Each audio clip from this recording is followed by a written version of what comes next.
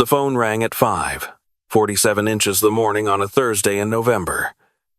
I know the exact time because I had just come in from feeding the horses and set my coffee mug down on the kitchen counter when I heard it. A man my age does not sleep past 5 anymore. The body forgets how. I almost let it go to voicemail. Unknown number, and at that hour, unknown numbers are never good news. But something made me pick up. Maybe the same instinct that kept me walking into burning buildings for 31 years before my knees finally gave out and forced me into retirement. Mr. Calloway? This is Dr. Rena Subramaniam at Street Vincent's Medical Center in Billings. I'm calling about your granddaughter, Lily. I sat down on the nearest chair without meaning to. Lily, my granddaughter. A word I had not heard directed at me in 4 years. She has been admitted with acute kidney failure. She needs a transplant, and her mother listed you as a potential living donor. We understand you are 63, but depending on your health, you may still be a candidate. My daughter-in-law had given them my number. The same woman who had spent 4 years telling Lily that her grandfather had walked away, had never wanted her, had chosen his fishing trips and his horses over his own family. I told the doctor I would be there by noon.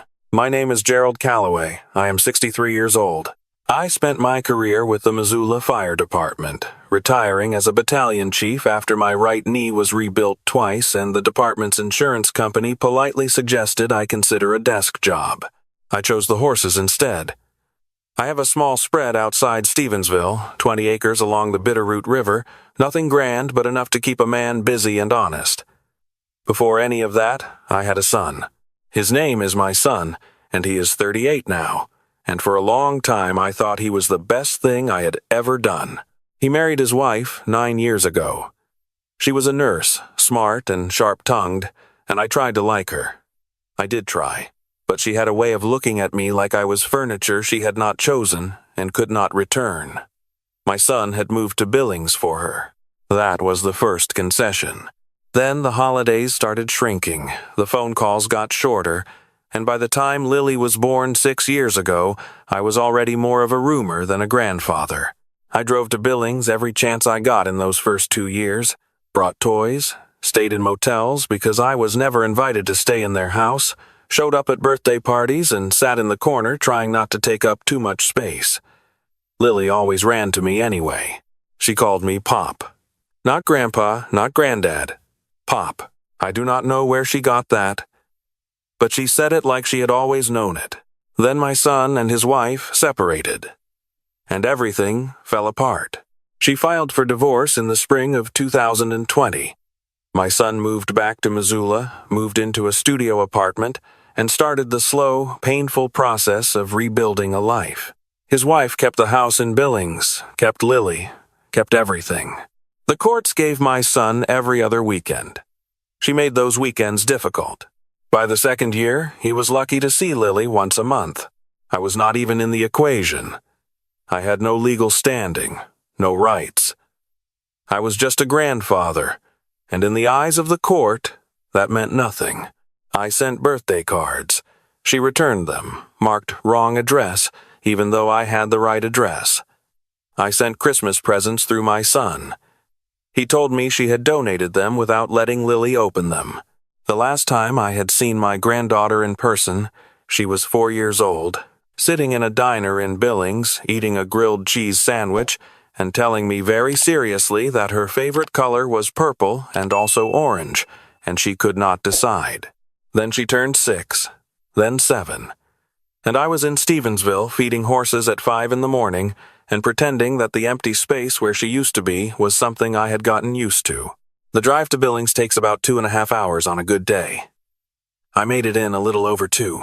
The Bitterroot Valley gave way to the Sapphire Mountains, and then the Clark Fork flattened out into the wide plains east of the Rockies. I did not turn on the radio.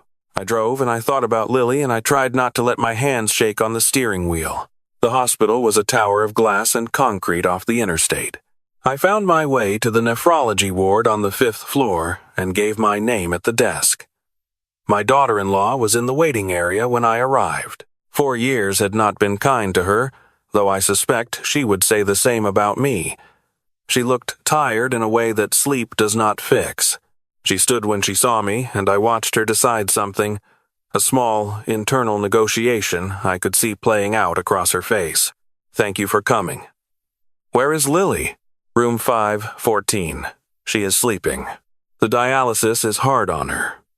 She is small, and the sessions take everything out of her." I nodded. "What do the doctors need from me?"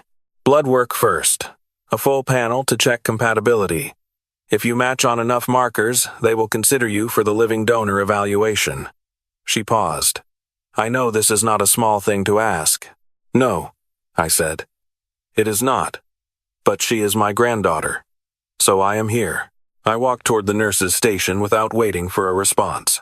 The compatibility testing took most of the afternoon. Blood draws, urine samples, an EKG because of my age, a conversation with a transplant coordinator named Patricia who had the manner of someone who delivered hard news regularly and had learned to do it gently. She walked me through the process, the risks, the recovery timeline. I answered every question. I told her I was retired, in good health, non-smoker for 20 years, both knees rebuilt but functioning. She said preliminary results would come back within 24 hours. I was not allowed into Lily's room until visiting hours the following morning. I checked into a Comfort Inn 2 miles from the hospital and sat on the edge of the bed eating a gas station sandwich and watching the news without hearing any of it. My son drove up from Missoula that evening. He knocked on my motel room door around 9 o'clock, still in his work clothes, his face drawn and exhausted. We sat across from each other in the 2 chairs by the window and talked about Lily the way fathers and sons sometimes talk when they have run out of anything easier to say. "She is tough," he told me. "She has always been tough. She gets that from somewhere," I said. He almost smiled. "Dad, I'm sorry I let this go so far. The distance. The not calling." I put my hand on his arm. "We can talk about all of that later. Right now we focus on Lily. Right now we focus on Lily." He nodded and looked out the window at the parking lot. The lights from the highway underpass ran orange stripes across the ceiling. The next morning, I went to room 514. She was awake when I walked in, sitting up against her pillows with a tablet on her lap, watching something with cartoon animals. She was small, smaller than I remembered, with her mother's dark eyes and a hospital bracelet on her left wrist that looked too big for her arm. There was a tube in the back of her hand. She had lost some weight. She looked at me for a moment, and I saw the recognition happen in stages. First confusion, then something cautious, then something that broke open. "Pop," she said. "Hey, sweetheart." I sat in the chair beside her bed. She reached over and put her hand on top of mine without being asked. Her fingers were cold from the IV drip. "Mom said you came to help me." "That is exactly right. That is the only reason I am here." She looked at me seriously, the way 6-year-olds look at you sometimes when they are thinking something important and have not yet learned to hide it. She said, "Mom said you weren't around because you were busy." I took a breath. I thought about how to answer that in a way that was true but would not plant something dark in a 7-year-old heart. I tried to visit, sweetheart. It was complicated. But I never stopped thinking about you. Not for one day. She seemed to consider this. Then, she held up her tablet. "Do you know what a sandcat is?" "I do not. They are very small and they live in deserts and they are extremely tough." She said the last 2 words with particular emphasis. "The doctor says I am extremely tough too." "You are," I said. "The toughest kid I know." She smiled for the first time since I walked in. It was the same smile she had in the diner in Billings 3 years ago over that grilled cheese sandwich. I had to look at the window for a moment. The test results came back that afternoon. Dr. Subramaniam called me to a consultation room on the 4th floor. I assumed it would be just the 2 of us. But when I walked in, there were 3 people. The doctor I had spoken with on the phone, a man in a white coat I had not met, and a woman in a cardigan who introduced herself as the department's genetic counselor. Genetic counselor. I did not know yet what that meant in this context. "Mr. Calloway," the doctor said, "please sit down." I sat. I had been a firefighter for 31 years. I had learned to read the room before anyone spoke.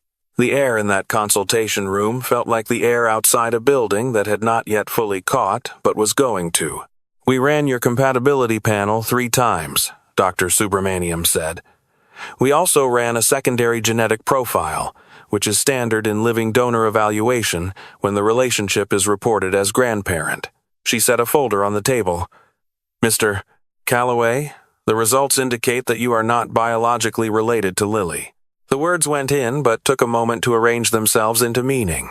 "That cannot be right. We understand this is very difficult to hear." We triple-checked. "I am her grandfather. My son is her father. I was there when she was born." The genetic counselor leaned forward. "Mr. Calloway, the panel shows no shared genetic markers between you and Lily consistent with a grandparent relationship.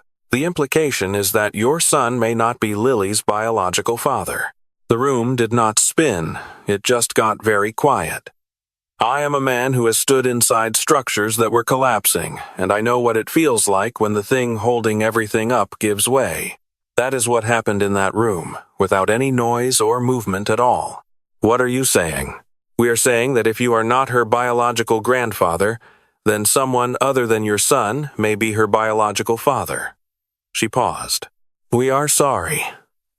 We know this is not information you were expecting." The third doctor, who had not spoken yet, a man with gray temples and the careful posture of someone who chose his words deliberately, spoke then. "Mr. Calloway, we are raising this because it affects the donor search. If your son is not Lily's biological father, then his side of the family, including you, will not be compatible matches. We need to know if there is another paternal line to explore. Time is a factor. Lily's condition is deteriorating." I sat there for what felt like a very long time. I thought about my daughter-in-law. I thought about the way she had always kept a certain distance, the way she had never quite let my son all the way in, the way the marriage had ended with no explanation that made complete sense. I thought about Lily calling me Pop. "I need to speak to my son," I said. "Of course. We will be outside." They left me alone in that room. I sat with my hands flat on the table and I breathed the way Patricia, the transplant coordinator, had told me to breathe after the EKG, slow and steady. I was 63 years old. I had buried 2 colleagues and 1 wife, and I had rebuilt my knees twice and learned to live alone on 20 acres in a valley that got 8 feet of snow some winters. I was not a man who fell apart easily, but I sat in that room for a long time before I was ready to stand up. My son was in the cafeteria on the 2nd floor. I found him with a cup of coffee he was not drinking, staring at the table. I sat down across from him. He looked at my face and I watched something shift in his expression. "Dad, what happened? Did they find a match?" I told him what the doctors had told me. I did not soften it. He was my son and he was 38 years old, and he deserved to hear it plainly. He did not speak for a long time after I finished. His coffee cup sat between his hands and he stared at it like it contained something he was trying to read. "You are telling me Lily might not be mine. That is what the doctors are telling me." He nodded slowly, the way a person nods when they are processing something by pretending they are still listening. Then he said something that surprised me. He said, "I think I always knew." I looked at him. There were things that did not add up. The timing. When we got together, we had broken up for about 6 weeks, and when she came back, she was different somehow, more urgent. I told myself it did not matter. I told myself I loved her, and we were starting a family, and that was all that counted. He rubbed the back of his neck. I never pushed, because I was afraid of what the answer might be. "Son," he looked up, "we need to find out who Lily's biological father is. Not for the sake of anything else. Just because she might need a kidney and that person might be able to save her life?" He nodded again. His jaw was tight. Yeah, I know. I'll talk to her mother." I went back to Lily's room while my son went to find his ex-wife. I sat in the chair by her bed and helped her look up sandcat facts on her tablet, and I did not let anything show on my face. She told me that sandcats can survive in temperatures that reach 124 degrees Fahrenheit, and that they can go for months without drinking water because they get moisture from their prey. She found this enormously impressive. I found it impressive too, I told her. She fell asleep around noon with the tablet still in her hands. I sat beside her and watched her breathe, and I understood something that I had not fully understood before. It did not matter what the test said. It did not matter what any test said. The small person sleeping in that bed had called me Pop. She had put her cold hand on top of mine without being asked. Whatever biology had arranged, it had not arranged that. That was something else entirely. My son found me in the hallway outside Lily's room an hour later. His eyes were red, but his face was composed. She told me, he said. There was someone. His name is Marcus Webb. They were together briefly during our separation, the 6-week period. She got pregnant. She did not tell him.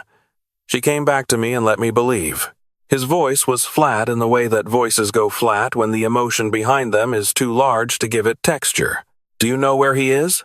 She said he is still in Billings. He runs a landscaping company. She said she always suspected but convinced herself it was not true. Does he know about Lily? No. I put my hand on my son's shoulder. This was not the time for everything else. All the years of wondering, all the things I could see now in retrospect. That was a conversation for a different room on a different day. Right now, there was a little girl on dialysis in room 514. Call his number, I said. Today, Marcus Webb arrived at the hospital the following morning. He was younger than I expected, maybe 35, a big-shouldered man with a landscaper's tan and the careful quiet of someone who had just been handed information he was still fitting into his understanding of his own life. He sat in the consultation room with the doctors and my daughter-in-law and my son, and from what I was told later, he did not argue or deny or make it complicated. He just said, "Tell me what she needs and how I can help." I was not in that room. I was with Lily. She had been asking where everyone was going and why adults kept having meetings. I told her that meetings were what adults did when they were trying very hard to solve a problem that was worth solving. She considered this seriously. "Am I the problem?" she asked. "No," I said. "You are the reason." The compatibility testing for Marcus Webb took 12 hours. The longest 12 hours I had passed since my wife's last night in Billings General 8 years ago. I sat in the waiting room. My son sat beside me. We did not talk much. My daughter-in-law was down the hall, and I watched her through the glass, and I thought about what it must be like to have carried a secret like that for 7 years, to have watched it grow up and call a man Pop who was not his son's father, to have finally reached the point where the secret had to come out or a child would die. I did not forgive her, but I understood that forgiveness was something I could come back to later when Lily was out of the hospital. Dr. Subramaniam came to the waiting room at close to 8 o'clock in the evening. My son stood up when she walked in. I stood up beside him. "Mr. Webb is a strong match," she said. "We want to move forward as quickly as possible. There are still evaluations to complete, but preliminary results are very encouraging." She looked at both of us. "We are cautiously optimistic." My son sat back down very quickly, like his legs had decided on their own. I stayed standing because I was not sure I could sit down again without my knee locking up. The doctor gave my shoulder a brief, firm press and then went back down the hall. My son put his face in his hands and his shoulders moved once. I sat down beside him and said nothing. There was nothing to say that the moment was not already saying on its own. Lily did not know any of the details. She was 7 years old and she was fighting her own battle and she did not need to fight ours too. The adults around her had agreed on that much, at least. She knew a man named Marcus had been found who could help her. She knew things were going to be okay. She woke up the morning after we got the news and the first thing she said to me was that she had dreamed about sand cats. "Were they surviving in extreme conditions?" I asked her. "Obviously," she said. "Marcus Webb stayed in Billings for the full 2 weeks of the pre-donation evaluation. I saw him twice in the hallways and we nodded to each other. 2 strangers, linked by a child neither of us had expected to be linked by. He was polite. He was serious. I did not resent him. I could not afford to. The surgery was scheduled for a Tuesday, 3 weeks after I had first driven down from Stevensville. I was with Lily the night before. She was nervous, quieter than usual.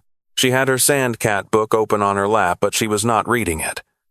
The window behind her showed the lights of Billings in the dark, orange and white against the flat November sky. "Pop," she said. "Yes, sweetheart." "Will it hurt?" "For a little while," I told her. "But then it will be better. And you will be able to do all the things you have not been able to do. We can go see the horses in Stevensville. You remember the horses." She thought about this. "You have horses?" "2. One is named Birch, because he is white with spots. One is named Ridgeline because she likes to stand at the top of hills and look at things." She smiled. "Ridgeline is a good name." "She thought of it herself," I said. I just recognized it. That made her laugh, a small sound, the first real laugh I had heard from her in 3 weeks. I held on to it the way you hold on to things you know matter. The surgery took 6 hours. Marcus Webb's kidney was healthy and well-matched, and Lily's body accepted it without complication. By the second day after the procedure, her numbers were already improving. By the 4th day, she was sitting up in bed again with her tablet, this time looking up information about how kidneys actually work. "Did you know they filter your entire blood supply like 300 times a day?" she told me. "I did not know that. It is a lot of work," she said, in a tone that suggested she had a new appreciation for the organ she had just received. Marcus came to see her once before he was discharged. I was there. My daughter-in-law was there. My son was not, because my son needed time. That was fair. That was his right. Marcus stood in the doorway and looked at Lily, and she looked at him with the frank, evaluating gaze of a 7-year-old. "Are you the one who gave me a kidney?" she asked. "That's me," he said. "Thank you," she said, simply and directly, the way children say things before they learn all the hedging adults put around important words. He nodded. He looked like something in him was working through itself, some recalibration happening behind his eyes.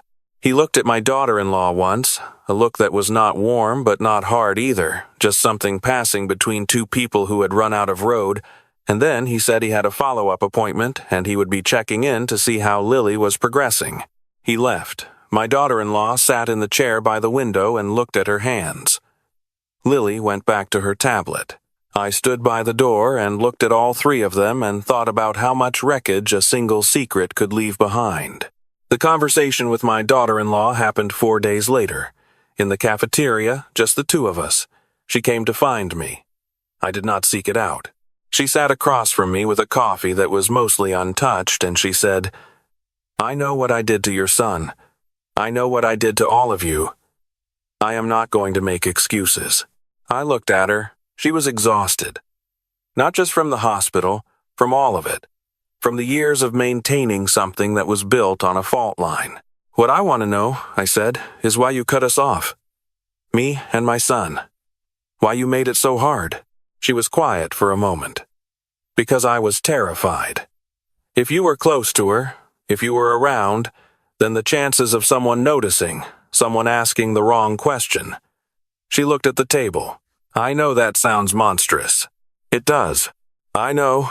There was a silence between us. Not a comfortable one. She is my granddaughter," I said finally. "Whatever the DNA says, she is my granddaughter, and I will not spend another 4 years being kept away from her. Whatever you decide about my son, about all the rest of it, that is separate. But I am not going to lose her again." My daughter-in-law looked up. Her eyes were wet. "I would not ask you to—" "Good," I said. "We understand each other then. The custody situation is complicated and ongoing. My son has a lawyer now, a good one. There are questions about paternity being revisited, about what the DNA results mean legally for his parental rights, about what role Marcus will play going forward. These things move slowly through courts. I've learned patience. What I know is this. Lily was discharged on a Wednesday morning in early December, 2 days before her 8th birthday. She walked out of street, Vincent's under her own power, which she considered extremely important. She insisted on carrying her own bag, even though it was too heavy for her, and she had to stop twice on the way to the elevator. She is at home now, recovering, doing well. The transplant is holding. Her numbers are what the doctors want to see. She is going back to school after the holidays. My son is doing what men do when the ground shifts under them. He is figuring out who he is now, in this new version of the story. He is still her father. He was there when she came home. He will be there for all of it, going forward. He told me the night before she was discharged, sitting in the same chairs by the same window in the same motel 2 miles from the hospital, that he had made his peace with the biology of it. She is my daughter, he said. She has always been my daughter. The test does not change what is real. That is my son, I told him. That is who I raised. He looked at me for a moment. This man, who was once a boy I taught to ride a bike in the parking lot of a Safeway, who once called me at 2 a.m. from a college dorm because he was homesick and did not want to admit it. You did a pretty good job, Dad, he said. We both looked away at the same time. Counted ceiling tiles for a second.